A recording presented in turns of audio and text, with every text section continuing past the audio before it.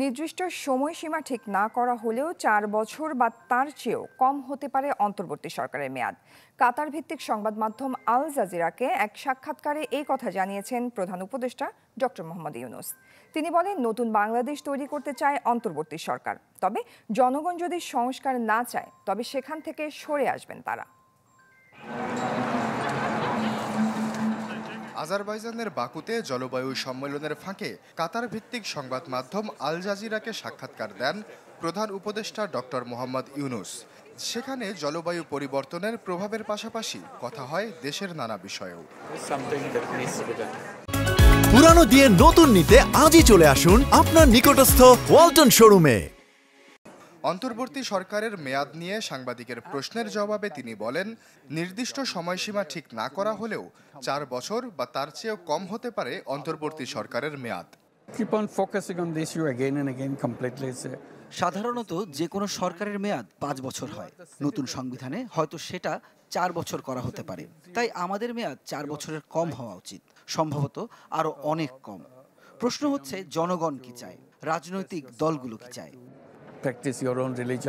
প্রধান উপদেষ্টা আরও জানান, এই সরকারই একমাত্র সৌভাগ্যবান প্রশাসন যারা নতুন বাংলাদেশ তৈরি করতে পারবে। শুধু নির্বাচন দিলেই সেটি বাস্তবায়ন হবে না, আগে সংস্কার প্রয়োজন। তবে জনগণ যদি সংস্কার না চায় সেখান থেকে সরে আসবেন তারা। নির্বাচন কবে হবে এটা আমাদের হাতে নয়, জনগণের হাতে। আমরা সবসময় রাজনৈতিক দলগুলোর সাথে আলাপ করেছি, প্রশ্ন করেছি আপনারা সংস্কার চান নাকি নির্বাচন। যদি তারা বলে সংস্কার প্রয়োজন নেই, আমরা সরে আসব। কারণ ইতিহাসে আমরাই প্রথম একমাত্র সরকার যারা বড় ধরনের পরিবর্তন আনতে পারবে।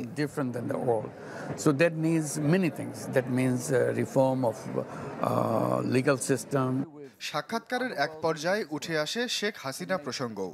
নোবেলজয়ী ইউনূস বলেন, ভারতের আশ্রয় থেকে দেশে বিভিন্ন অস্থিতিশীল পরিস্থিতি তৈরি করার চেষ্টা করছেন হাসিনা।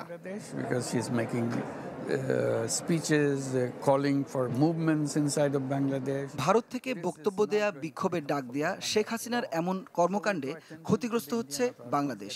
ভারত শেখ হাসিনাকে আশ্রয় দিতেই পারে, কিন্তু এটাও তাদেরই নিশ্চিত করতে হবে যাতে সে আমাদের জন্য সমস্যা তৈরি করতে না পারে।